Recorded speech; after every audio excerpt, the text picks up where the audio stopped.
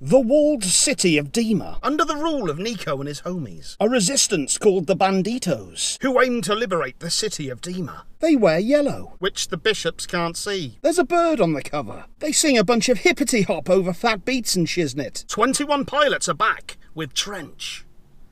I'm filming this in a car park.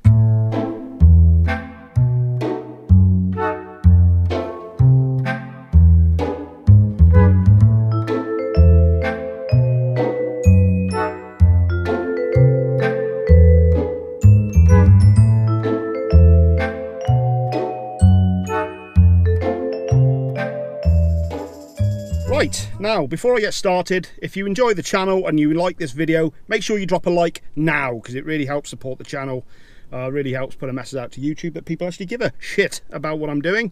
If you don't like, fuck you. So this is the band's 5th studio album, their follow-up to 2015's Blurry Face. Now, I've not really been too aware of this band up until now, and I was kind of debating whether to do a review for it or not, but I am, which is why you're watching. Going back through their back catalogue, I was actually aware that it's one of those bands I'm kind of aware of more of their music than I realised, especially a song called Stressed Out, which was released a couple of years back, and yeah, that's about all I was going with that. This is pretty much a duo of Tyler Joseph on vocals, and I think he writes a lot of the music, he does a lot of the instrumentation as well, and Josh Dunn, who takes care of the drums and also does backing vocals, etc, etc. There is a story that permeates this album. I think there is an ongoing one maybe through a lot of their albums. This one in particular centres around a fictional city of Dima, which, after going through the album, I think represents depression. But as ever, I urge you to check out the album yourself, make your own conclusions. It's also worth checking out. They've got a site called dmaorg.info, which has got a lot of cryptic sort of stuff on there referencing the album. To the review! First thing I want to say about this album before anything is how awesome it sounds. The production on it is absolutely on point. It sounds gorgeous. It's a really great sounding album. I don't know how many more times I can say another sentence referencing how good it sounds. First track is Jumpsuit, and this has a huge driving bass line that's very reminiscent of Kasabian. It's got that kind of heavy, distorted, really heavy-handed riffage to it that's works really well in comparison to the lighter tones of the song. It kind of juxtaposes between this heavier section and lighter section. God, I sicken myself. Spirits in my room. Friend or foe. Felt in my youth, feel it when I'm old. Fantastic pop song with a genuinely heavy bass riff that I particularly enjoyed. This, unlike my speech, seamlessly segues into the next song. Levitate. This is more of a straight-up hippity-hop affair. Don't feed me to the vultures. I am a vulture who feeds on pain. There is a vulture that appears on the cover of the album, and I think this may be in reference to the Tower of Silence from Zoroastrianism, where dead bodies were left on top of a tower to be eaten by carrion birds. In this case, vultures. It's part of the story, look it up. I'm in a rush, I'm on lunch. I wasn't so taken with this track, to be honest with you. I'm not so bothered on this one. Next up we have Morph. This one starts out with a simple little keyboard melody before going into some fatter beats. No idea, have you? And this one explores the concept of life after death. For above is blind belief, and under is sword and sleeve. This song references a guy called Nico, who in this story is the head bishop. There are 9 bishops, I believe, and he's the head bishop who kind of run the city of Dima, and I guess would be our hero's adversary. He goes by Nico. He told me I'm a copy. When I'd hear him mock me, that's almost stopped me. I'm guessing then that Nico represents Tyler's insecurities. Maybe he's a kind of a metaphor for depression or mental illness that kind of stops all of us getting through, or that oppressive whatever in life. This one had a glorious poppy chorus, and I really enjoyed this one. Next up we have My Blood. This one started out with a very 80s feeling intro, and then morphed into more of a disco-y kind of vibe. And the chorus on it was straight up Scissor Sisters. I love 80s, I don't mind some disco, not so big a fan of Scissor Sisters, but this one actually worked surprisingly well. Stay with me, no you don't need to run. Stay with me, my blood, you don't have to run. Yeah, this was a great track that grabbed me right from the first listen. Next up we have Chlorine. I think the true brilliance of this album really kind of revealed itself to me during listening to this track. This has got like glorious poppy, radio-friendly instrumentation that is in stark contrast to the subject matter discussed in the lyrics. Very nice. How observed of you. sipping on straight chlorine. Let the vibe slide over me. This beat is a chemical. Beat is a chemical. When I leave, don't save my seat. I'll be back when it's all complete. The moment is medical. Moment is medical. Sipping on straight chlorine. It's very distracting trying to do this while eating and fucking observing myself in a fucking car park. I think this is a metaphorical look at purging the darkness within, as opposed to a literal reference to self-harm. But really fantastic song, this one. Really, really enjoyed this one very much. Next up, we got a bit more of a laid-back one, Smithereens. This is kind of a love song, I guess. This is Tyler singing to his wife and basically saying how he'd take a beating for her love. For you, I'd go step to a dude much bigger than me. For you, I know I would get messed up, weigh 153. For you, I would get beat to smithereens. It's actually quite a nice sentiment on this one. It's almost got a childlike quality to it as well that fits the music. Next up, Neon Gravestones. This is very unprofessional. I'm not a professional. I'm a YouTuber who does videos in a fucking car. On this occasion, normally I walk. Make sure you subscribe. Check out my other videos to see what I'm talking about. This one starts out with an almost classical sounding piano line.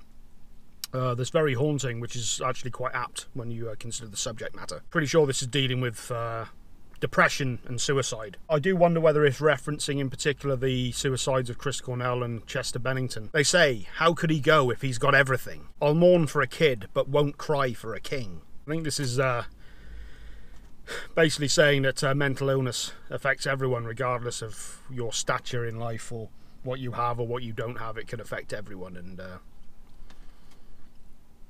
some really deep stuff on this album. It's done very well, I think. Next up we have The Hype, and this is one of many songs on the album that's about getting through hard times. Yeah, they might be talking behind your head. Your exterior world can step off instead. It might take some friends and a warmer shirt, but you don't get thick skin without getting burnt. This one has a great bass line on it. We even get a ukulele on this one that works particularly well. And again, a glorious pop chorus that's in stark contrast to the subject matter. I really like the idea of positivity on this album. It seems like it's very much one of those albums that's dealing with dark subject matter, but kind of looking at solutions as opposed to just being a dick.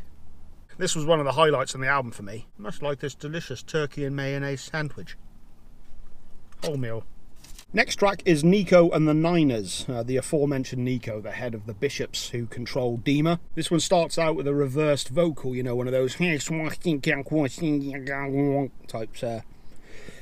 type deals, which is very arty. Is East up? I'm fearless when I hear this on the low. Is East up? I'm fearless when I wear my rebel clothes. Is East up? When bishops come together, they will know that. Dima don't control us. Dima don't control. There's another reference to jumpsuits in the chorus on this, and as I said earlier, I think Dima represents depression and the fight against it.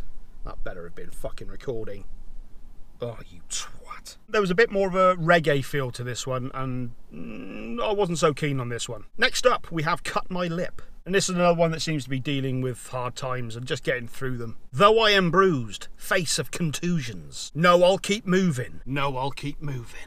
Again, this one had a bit of a reggae feel to it, but unlike the last song, Nico and the Niners, I actually enjoyed this one quite a lot. There was a synth that was added into the chorus as well, which I kind of felt it just added something good to it. I really enjoyed this one. He's a man in a car, he won't go far unless he starts the car.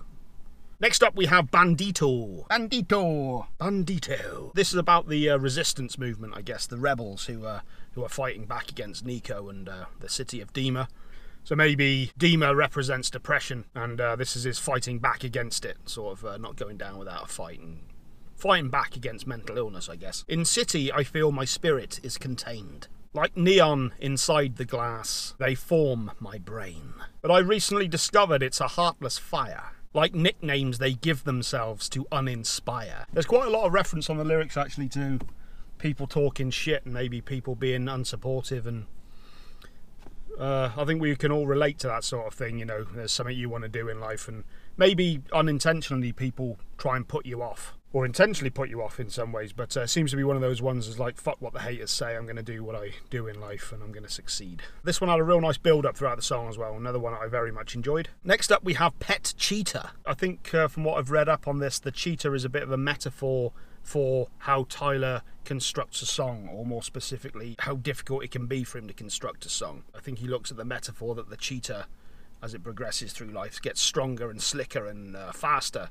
And I think this is a comparison to how he views his songwriting, how he's getting into the prime of his life, and maybe the songwriting is getting better. I am on an island, no one to confide. 8 days straight, 8 hours each, and not one line. I can feel pressure start to possess my mind. So I'll take this beat I should delete to exercise. Exercise is good. There's a kind of a jarring beat that runs the course of the song, but it's kind of broken up by the glossier pop-like chorus. Another good one. Next up we have Legend, and this is pretty much a tribute to Tyler's, I believe it's Tyler, his grandfather who passed away recently. I think there was complications with Alzheimer's. Again, we get this sort of childlike, innocent quality that we've had through a few of the songs. I particularly enjoyed the last lines of the song on this one as well. Then the day that it happened, I recorded this last bit. I look forward to having a lunch with you again. I like that, the idea of seeing someone in the afterlife who you love and you've lost. It's quite a nice sentiment. Once again, we get the ukulele in here as well. That adds to that kind of childlike quality.